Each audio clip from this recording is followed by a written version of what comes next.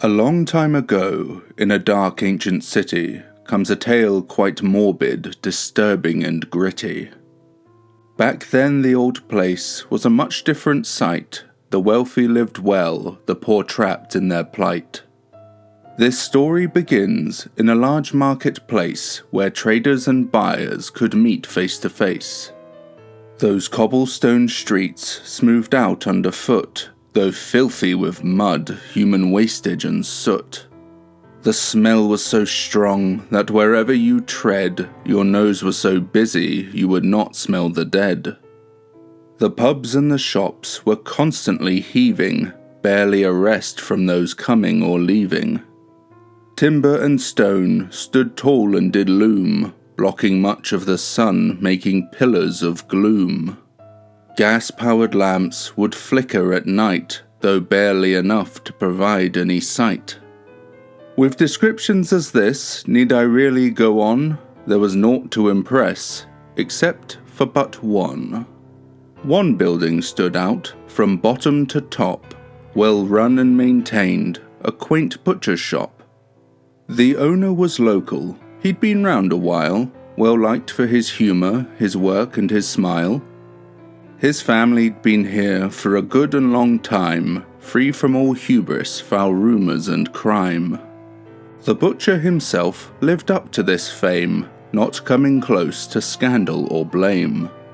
His customers pleased with his pleasant demeanour, as well as his meats which couldn't be leaner. While he had no wife to share in his joy, every once in a while he would mention his boy. This piqued the interest of more than a few. Just who was this boy? Was there any who knew? Most paid it no mind, it was far from dark rumour. If anything really, it was met with some humour. The thought of a son from a butcher's affair, times what they were, it could happen, I swear. Or maybe it was that the boy was his dog, kept out of reach from each bird, cow and hog. It seemed like this boy just would never appear, but eventually the truth became clear. On a cold and dark night, with all dreaming deep, came a tormenting scream, waking many from sleep. Those on patrol from the night's police force were fast on their feet and straight to the source, spurring ever on by the pain suffered shout. But within a moment, the screaming died out. The police officers, for a fight they prepare, and at the turn in the street, they knew they were there. What they had found, or what little remain, was a once human being, little more than a stain. The mess that lay upon the stone and splattered on the brick, the officers had seen a lot, but this was truly something sick. Though the city was not new to the twisted leaving dead, so all who heard about this crime could expect dark days ahead. And this is what they got, much to the fearing public's woe. A brand new monster had emerged to put on a new show. Once or twice a week, for months on at a time, the city would be struck by this horrifying crime. Alerted to the murder from a scream or gargled groan, but what awaited at the scene was little more than bone. The killer had all terrified, their pattern was not clear. They'd strike at random anywhere, and then just disappear. Their plans to catch this killer had all failed to their stress, until one morning before dawn, the police would have success. At the darkest part of morning, while on his regular patrol, one policeman was uneasy as he had not seen a soul. Other police officers were on duty, it was true, but with a city of this size, they were widespread and too few. His patrolling did come to a halt when his foot was struck with pain, and looking down onto the floor was a loose lid to a sewer drain. The heavy metal grate was on the surface like a lip. If he hadn't been more careful, it could have made him trip. Thinking this was rather odd, though not exactly rare, as with fearful rumour all around, there was much in disrepair. But being extra wary, he pushed it back in place, and then got back to his patrol, now at a quiet pace. He wasn't one to up and flee, but with the stories he had heard, he wanted to be well prepared in case that anything occurred. His round was uneventful till, as if seemingly by chance, the patrolman saw something that had him frozen in his stance. A gross and grisly sound travelled squirming on the air, coming from a kneeling form, much to the officer's despair. The one who had stalked in the streets upon night, just there in the dark, now somewhat in sight. From what could be made out, another form was lying still, at the pleasure of the killer, his recent bloody kill. The patrolman watched intently and narrowed both his eyes. He saw the figure tear apart and gobble up his prize. The officer was cautious, fearful sweat upon his brow, but he was sworn to duty and had to stop him now. He grabbed his truncheon from his belt and held upon it tight and blew into his warning whistle, getting ready now to fight. The figure's head did turn at once, his large eyes caught within the light, and the form that stood up readily gave the officer a fright. It was only a moment that its form was outlined, but that was a sight that would stay in his mind. Its oddly hunched appearance, twisted arms that led to claws, it lowered to the cobblestone and sprinted on all fours. It ran towards the officer, so fast he did prepare. Pushing down his fear at once, he raised his truncheon to the air. Ready to fight, as towards him it sped, when as it got close, it ran past him instead. It happened so fast, he was somewhat subdued. Regaining composure, the patrolman pursued, tracking the sound of the scurrying feet which echoed throughout of that old cobble street. He again blew his whistle to alert other dispatchers, then the running sound changed to a series of scratches. The shadowy figure had stopped in the chase and was scratching the ground at a great frantic pace. The patrolman continued to run to this thing when more running footsteps of policemen did ring. This seized the attention of this murderous being, now being hunted while desperately fleeing. The form they were chasing darted off to the side and into an alley. It could run but not hide. The policeman pursued with a whistled alert. They followed that thing through the rubbish and dirt. But the first patrolman, just before he would leave, had to check something that they'd yet to conceive. He moved to the spot where the killer had been and was gravely surprised by what he had seen. The large sewer lid, from some time gone before, now all scratched and scraped by a great many claw. There wasn't much time for him to stand by. They were still giving chase and the whistles did cry. The speed of the killer was truly too surprising and kept the chase on going as the sun began arising. It seemed like forever that they were giving chase, but it came to an end at that old marketplace. The streets were soon filled with the clamour of feet who'd followed the whistles to the killer they'd meet. But as they converged at the marketplace proper, they saw that those there, each one was a copper. How could the killer be just gone from sight? There had been eyes on since the killer took flight. So many had seen it could not be a farce. Then they all heard the sound of the breaking of glass. All became still, so to locate the source, but the echo was short, though they now were on course. The police had agreed the killer had to be near. They had to act quick or all trace disappear.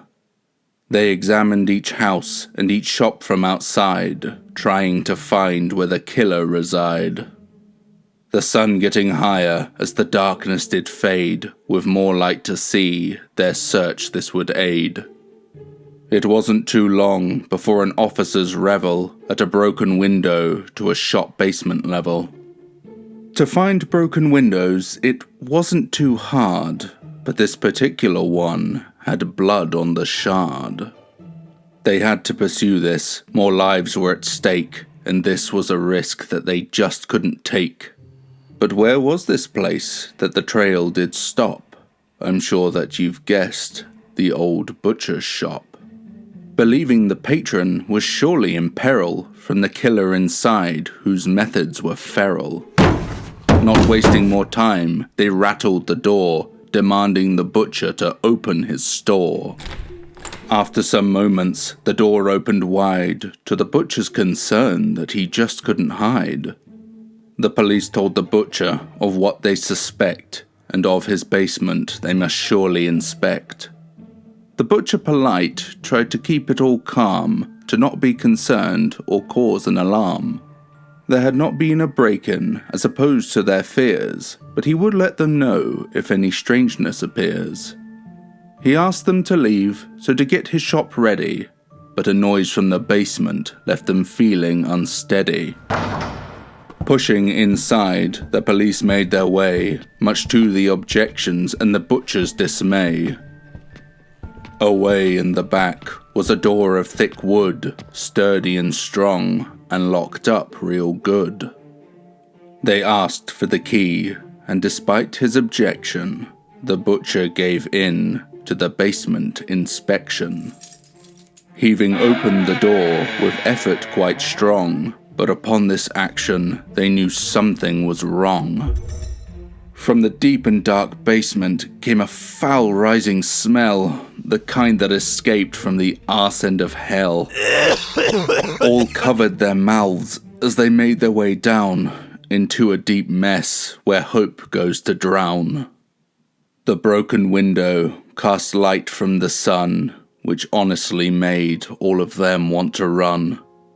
All manner of filth did litter the floor, feces and bones and no shortage of gore.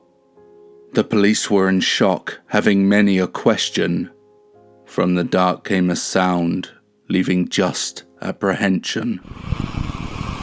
They looked to a corner, so shrouded in black, where two gleaming eyes did firmly stare back. Each officer quickly did ready their arms from whatever it was that caused so much harm. Into the light it entered and sat, and what they all saw was a monstrous rat.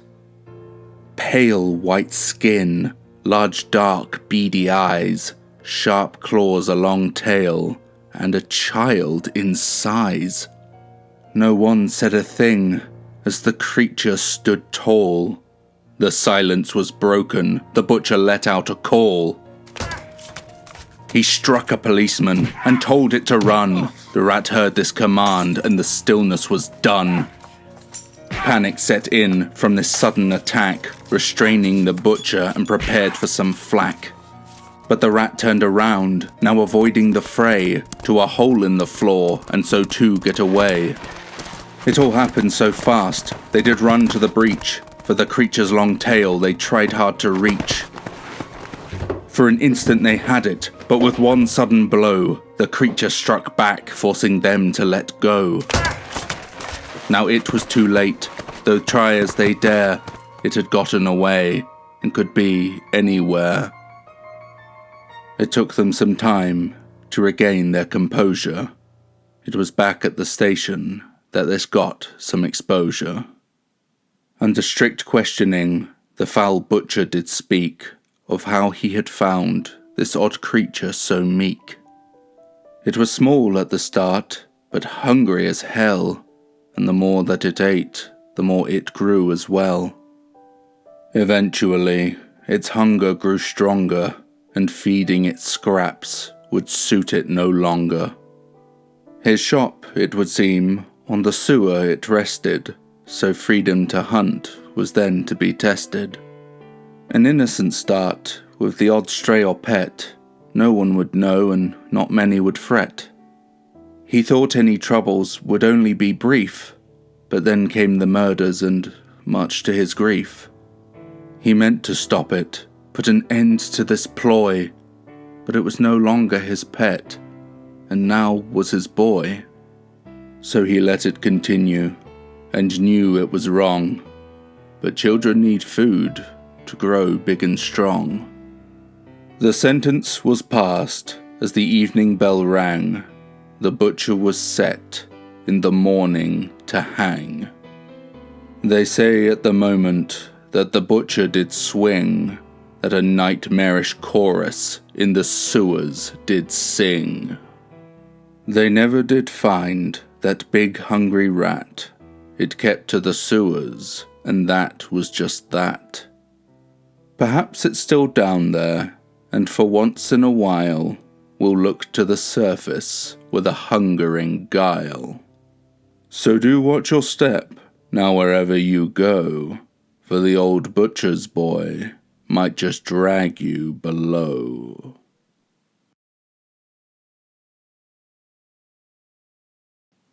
Good day, I'm Jar19 and thank you for listening. So what did you think of The Butcher's Boy? Hopefully we'll have you acting with more caution next time you decide to adopt the next mutated creature you see. Mine have all been tagged, so no, you can't keep them. I've been meaning to write this one for a while. Something about the name stuck with me and I thought I could make a fun, scary creepypasta with it. I hope that you enjoyed today's video. If you did, then perhaps subscribe, leave a like, and if you're feeling particularly cheeky, maybe even a comment. I do hope that you'll join me again. Stay safe, sleep well, but remember, here we make monsters.